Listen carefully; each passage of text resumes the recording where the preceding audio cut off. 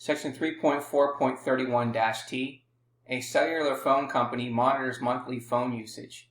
The following data represent the monthly phone usage in minutes of one particular customer for the past 20 months.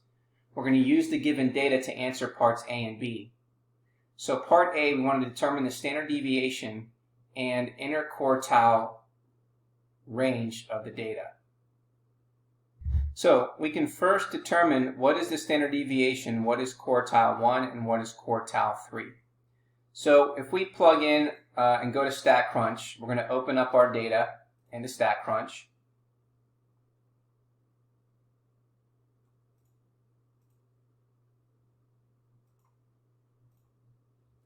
Okay, and so what we want to do is we want to first be able to use our summary stats.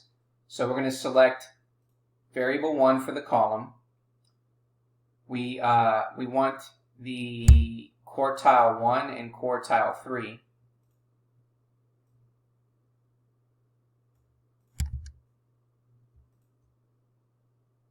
Okay, and then we also want the standard deviation. And you can see we also have the interquartile range. Even though we're going to do it by hand, we also want to include to check that we're correct. So we're going to go ahead and then take our information here.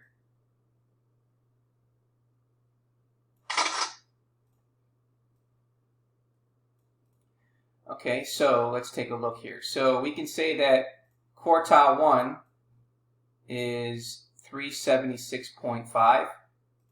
We can see that quartile 3 matches with 499.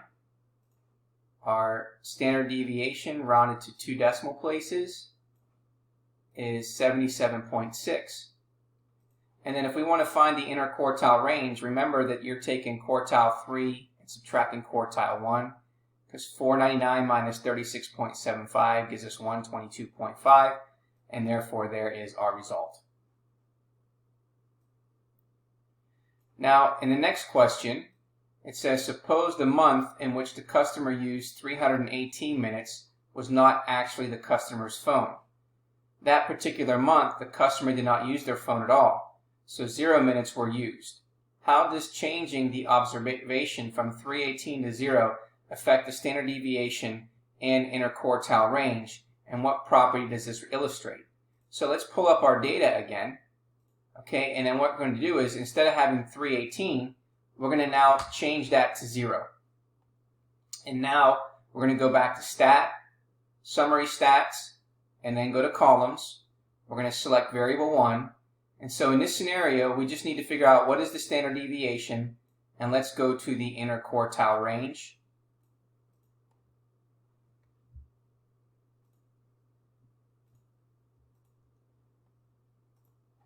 Okay, and then we're going to select Compute.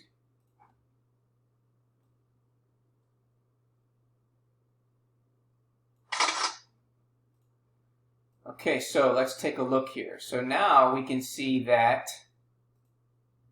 we have an interquartile range of 122.5, and we have a standard deviation rounded to 2 decimal places to be 122.96. So let's compare that to part A. We can see that the standard deviation in part A was 77.76, and in part B, when we changed 318 to 0, we got 122.96.